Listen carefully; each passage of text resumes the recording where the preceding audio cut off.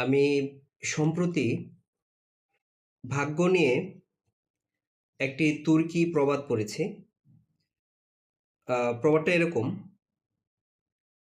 মানুষ তার ভাগ্যকে তালাশ করে না, বরং ভাগ্য এর মানুষটিকে তালাশ করে। ওকে? তো এই প্রবাদটার মানে কি? এই প্রবাদটার মানে হলো, ভাগ্য এমন কিছু না যে আপনি ভাগ্যকে তাড়া করবেন কিংবা আপনি ভাগ্যকে অন্ধভাবে তাড়া করবেন। ভাগ্য হলো এমন কিছু যার জন্য প্রস্তুত হতে হয় এবং প্রস্তুত হয়ে থাকতে হয়।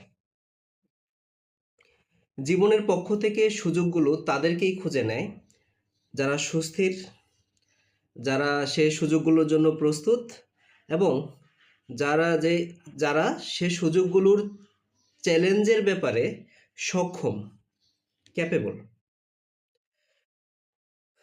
জীবনের একটা নিজস্ব ছন্দ আছে, যে ছন্দ আমাদের যে কারো থেকে বড়। আমরা পৃথিবীতে আসার আগে সে ছন্দ এই পৃথিবীতে ছিল এবং আমরা চলে যাওয়ার পরেও সে ছন্দ এই পৃথিবীতে রয়ে যাবে। এই কারণে ভাগ্যের উপর জোর কখনোই কাজ করে না। তাই ভাগ্যের পেছনে না ছুটে, অন্ধভাবে দৌড়াদৌড়ি না করে নিজের ভেতরে চাষ করুন। দরজা নিজেই খুলবে। এই এই দরজা ঠেলে খোলা যায় না, আপনি ঠেলে খুলতে পারবেন না। তাড়া করে ভাগ্য জোটে না। ভাগ্য তাদেরকেই খুঁজে নেয় যারা সে ভাগ্যের জন্য প্রস্তুত এবং যারা সে ভাগ্যের সাথে জড়িত চ্যালেঞ্জগুলোর জন্য সক্ষম।